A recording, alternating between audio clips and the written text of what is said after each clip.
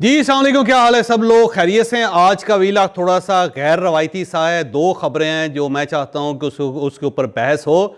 आज जो कुछ होता रहा वो तो मैं डेफिनेटली कल सुबह आपको बताऊंगा, लेकिन सरदस्त कुछ चीज़ें ऐसी हैं जिनका जिक्र करना बहुत ज़रूरी है। पहली जो खबर है वो ये कि ईरान और पाकिस्तान के जो तल्लुकात हैं बहाल हो चुके हैं। अब 26 तारीख को दोनों सफ़ीर अपने अपने ऑफिस को ज्वाइन कर रहे हैं, जिसके बाद ईरान और पाकिस्तान के जो रिलेशंस है पहले से ज़्यादा अच्छे हो जाएंगे। कैसे होंगे ये मैं आपको डेफिनेटली इसी वीलॉग में बताऊंगा। और इस्लामाबाद के अंदर जो प्राइवेट तालीमी अदारे हैं वो 2 दिन से मुसलसल बंद आ रहे हैं। कल बंद हुए थे, आज भी सारा दिन यही सूरत हाल रही। अब वालदैन बहुत ज़्यादा परेशान हैं और ये तालीमी अदारे बंद क्यों हो रहे हैं और ये कब खुलेंगे, ये एक बहुत बड़ा सवाल है जो हम आज के वीलॉग में डिस्कस करेंगे। और इसके साथ साथ सलमान अकरम राजा साहब का एक हल्फ है, ये 2 दिन से मुसलसल सोशल मीडिया के ऊपर चल रहा है। इसके ऊपर बात करनी भी बहुत ज़्यादा ज़रूरी है कि क्यों पाकिस्तान के अंदर एक ऐसा वक्त आ गया कि उम्मीदवारों को बाकायदा कुरान मजीद पर हाथ रख के हल्फ उठाना पड़ गया और इसके बावजूद भी लोग यकीन नहीं कर रहे। हम यहाँ तक कैसे पहुँचे ये भी हम इसी व्लॉग में बताएंगे। सबसे पहले ईरान और पाकिस्तान के तल्लुकात की तरफ आते हैं। ईरान और पाकिस्तान के दरमियान ठीक ठाक खराबी तल्लुकात की हुई, लेकिन अब ये तल्लुकात बहाल हो चुके हैं। 26 तारीख को पाकिस्तान में ईरान के सफ़ीर आ जाएंगे और पाकिस्तान के सफ़ीर 26 तारीख को तेहरान चले जाएंगे। लिहाजा 26 तारीख को दोनों सफारतखाने मुकम्मल तौर पर काम स्टार्ट करेंगे। 29 जनवरी को ईरानी वज़ीर ख़ारजा पाकिस्तान आ रहे हैं और उसके बाद नए तल्लुकात का आगाज़ दोनों वज़रा ख़ारजा मिलकर करेंगे। इस दौरान दोनों वज़रा ख़ारजा के दरमियान गुफ्तगू भी हुई टेलीफोन पे, लेकिन जो ज़्यादा बेहतर जो गुफ्तगू है वो 29 जनवरी को होगी। और 29 जनवरी को जब ईरानी वज़ीर ख़ारजा यहाँ पे आएंगे तो वो प्राइम मिनिस्टर के साथ भी मुलाकात होगी उनकी, और साथ साथ आर्मी चीफ़ के साथ भी उनकी मुलाकात होगी। तो ये एक बहुत ज़्यादा बड़ी खबर है, खुशाइंद है। और इस बार जो ईरान यहाँ पाकिस्तान आ रहा है तो वो कुछ फहरिस्तें लेकर आ रहा है। इन फहरिस्तों में वो ये बताएंगे कि ईरान में किस किस जगह पे पाकिस्तान को मतलूब लोग मौजूद हैं, और वो अगर स्टेट के पास हैं तो ईरानी रियासत अब उन्हें पाकिस्तान को हैंड ओवर कर देगी।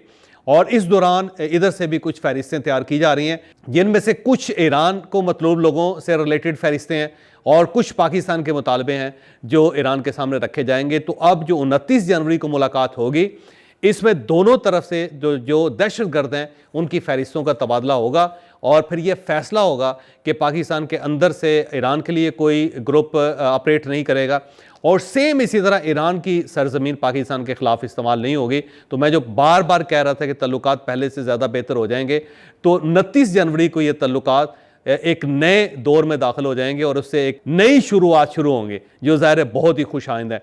और दूसरी खबर इस्लामाबाद के तालीमी इदारों से रिलेटेड है।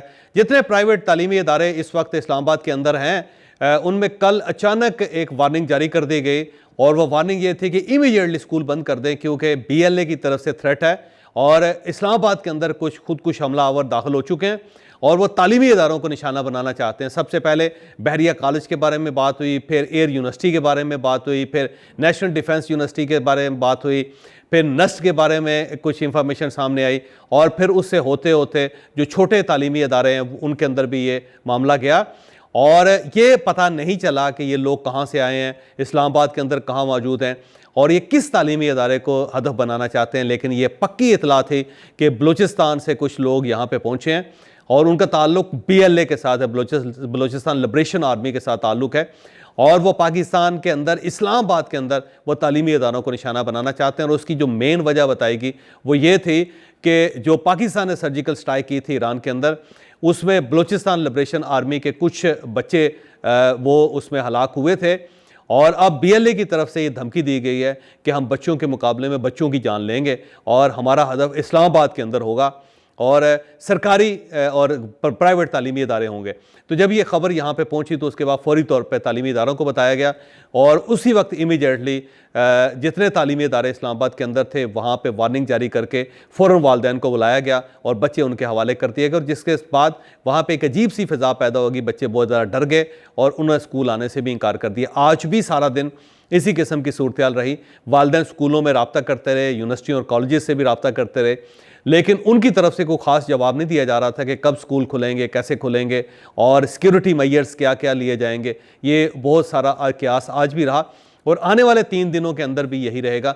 और ज़्यादातर लोगों का ख्याल ये है कि मंडे को नेक्स्ट जो सोमवार होगा उस दिन से यूनिवर्सिटियां और कॉलेजेस खुलेंगे, लेकिन उससे पहले कुछ अरेंजमेंट्स तमाम यूनिवर्सिटीज़ और कॉलेजेस को करने पड़ेंगे और वो सिक्योरिटी से रिलेटेड बंदोबस्त हैं, जिसमें जो बाहर की दीवारें हैं उनको ऊंचा किया जाएगा, उसके ऊपर कांटेदार तार लगाई जाएगी, फिर जो सिक्योरिटी एहलकार हैं उनकी तादाद में इजाफा किया जाएगा, गेट के ऊपर अगर एक आदमी है तो वहाँ पर 5 लोग रखे जाएंगे, फिर जो बिल्डिंग है उसकी चारों साइडों पर सिक्योरिटी गार्ड्स होंगे और बिलखसूस पीछे की साइड से जहाँ से कोई शख्स भी आ सकता है वहाँ पर भी सिक्योरिटी एक पिकेट बनेगी।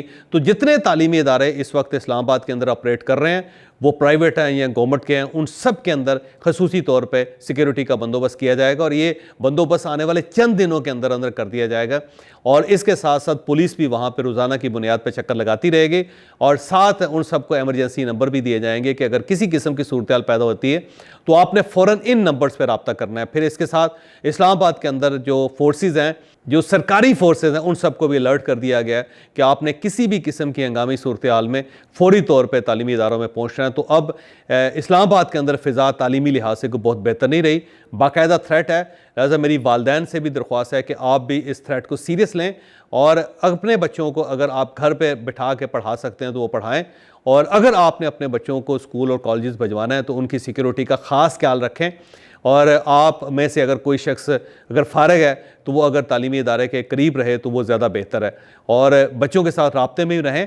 और मेरी साथ ही तालीमी इदारों से भी दरख्वास्त है कि आप बच्चों को कुछ अरसे के लिए मोबाइल फ़ोन अलाउ कर दें ताकि वो अपने पेरेंट्स के साथ राब्ते में रह सकें और पेरेंट भी अपने बच्चों के साथ राब्ते में रह सकें, क्योंकि अब सूरत हाल को बहुत ज़्यादा अच्छी नहीं रही इन हालात में।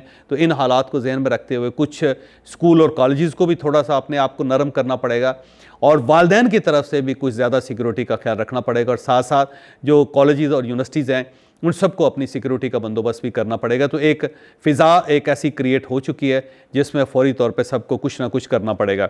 हम आते हैं सलमान अकरम राजा साहब के हल्फ की तरफ। सलमान अकरम राजा साहब पाकिस्तान तहरीक इंसाफ की तरफ से लाहौर से इलेक्शन लड़ रहे हैं। ये नामवर वकील है, पाकिस्तान के बड़े बड़े केस इन्होंने लड़े हैं। इमरान खान साहब ने इन्हें टिकट दिया था, लेकिन उसके बाद पाकिस्तान तहरीक इंसाफ और उनके बल्ले पे पाबंदी लग गई और फिर सलमान अकरम राजा साहब अब आज़ाद हैसियत से इलेक्शन लड़ रहे हैं। लेकिन उन्होंने 2 दिन पहले एक इनिशिएटिव लिया, वो किसी के घर गए जहाँ पे पाकिस्तान तहरीक इंसाफ के वर्कर्स थे। ज़ाहिर है वो वहाँ पे वोट मांगने गए होंगे और जिन लोगों से वोट मांगे गए उन्होंने कहा कि राय साहब आप हमें यकीन दिलवाएं कि आप जब जीतेंगे तो आप अपना ज़मीर तब्दील नहीं करेंगे, आप इमरान खान साहब को छोड़ेंगे नहीं, आप पाकिस्तान तहरीक इंसाफ के अंदर ही रहेंगे, क्योंकि हमें ये ख़बरें मिल रही हैं कि जितने आज़ाद लोग हैं पाकिस्तान तहरीक इंसाफ की तरफ से वो इलेक्शन लड़ेंगे और लड़ने के बाद वो या फिर जहांगीर तरीन साहब की पार्टी में चले जाएंगे या पाकिस्तान पीपल्स पार्टी की ज्वाइन कर लेंगे या फिर वो परवेज़ खटक साहब की पार्टी में चले जाएंगे। तो आप हमें यकीन दिलवाएं कि हमारा वोट ज़ाया नहीं होगा और आप जीतने के बाद भी इमरान खान का साथ नहीं छोड़ेंगे। तो सलमान अकरम राजा साहब ने कुरान मजीद वहाँ पे उनके सामने रखा हुआ था, सब्ज़ गिलाफ के अंदर था, आपने ये तस्वीरें और फुटेज देख ली होगी। उसके ऊपर बाकायदा खड़े होकर उन्होंने हाथ रख के कहा कि मैं इमरान खान साहब का टिकट होल्डर हूँ, मैं यकीन दिलवाता हूँ और इस कुरान मजीद को और रसूलुल्लाह सल्लल्लाहु अलैहि वसल्लम को गवाह बना के कहता हूँ कि मैं अपनी वफ़ादारी तब्दील नहीं करूँगा। ये वोट इमरान खान साहब का वोट है और अगर हम जीत गए तो हम इमरान खान साहब का साथ देंगे, पाकिस्तान तहरीक इंसाफ को ज्वाइन करेंगे, उन्हीं के ग्रुप में रहेंगे, हम किसी और पार्टी को ज्वाइन नहीं करेंगे। साथ ही उन्होंने कहा कि बाकी जो पाकिस्तान तहरीक इंसाफ के उम्मीदवार हैं उन सबको भी ये हल्फ देना चाहिए। अब सवाल ये है कि हल्फ तो ठीक है हो गया और सलमान अकरम राय साहब ने अच्छा ही किया होगा अगर उन्होंने अपने ज़मीर के मुताबिक फ़ैसला किया है, लेकिन सवाल यह है कि क्या पाकिस्तान के अंदर ये वक्त आ गया है कि एक उम्मीदवार को अपने वोटर्स को, अपने सपोर्टर्स को बाकायदा हल्फ देना पड़ता है और इसके बावजूद भी लोग यकीन नहीं करते। अगर कौमी असम्बली के उम्मीदवारों की ये सूरत हाल है तो उससे आप अंदाज़ा लगाएं कि दूध बेचने वाले की सूरत हाल क्या होगी, मिर्चें बेचने वालों की सूरत हाल क्या होगी, कपड़े बेचने वालों की सूरत हाल क्या होगी और इवन इमाम मस्जिद जो नमाज़ पढ़ाते हैं उनकी क्या पोजीशन होगी। तो ये एक चीज़ साबित करती है कि पाकिस्तान इखलाकी लिहाज से इतना दिवालिया हो चुका है कि सलमान अकरम राजा साहब जो उनसे भी लोग ये कहते हैं कि हम आपको इस शक्ल में वोट देंगे कि आप हमें यकीन दिलवाएं कि हमारे वोट ज़ाया नहीं होंगे और आप जीतने के बाद इमरान खान साहब का साथ नहीं छोड़ेंगे। तो ये एक डिस्ट्रस्ट है हो सकता है सलमान अकरम राजा साहब के इस हल्फ को थोड़ा सा पॉजिटिव लिया जाए कि देखें जी, सलमान अकरम राजा साहब ने दिल बड़ा करके हल्फ दिया है।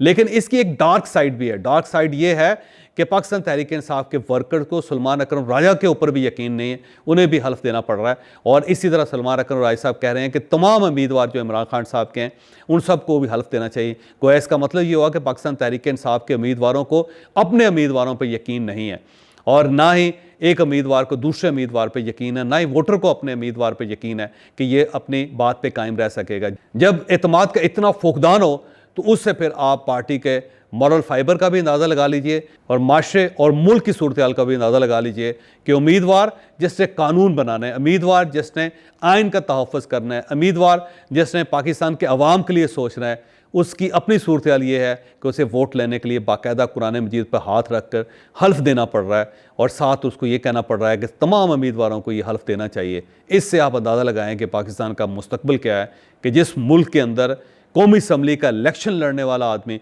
उसके ऊपर भी लोगों को यकीन ना हो और उसे वोट लेने से पहले बाकायदा हल्फ उठाना पड़ जाए, उसके बाद फिर बाकी क्या चीज़ बचती है। इससे आप पाकिस्तान के मुस्तकबिल का अंदाज़ा कर सकते हैं।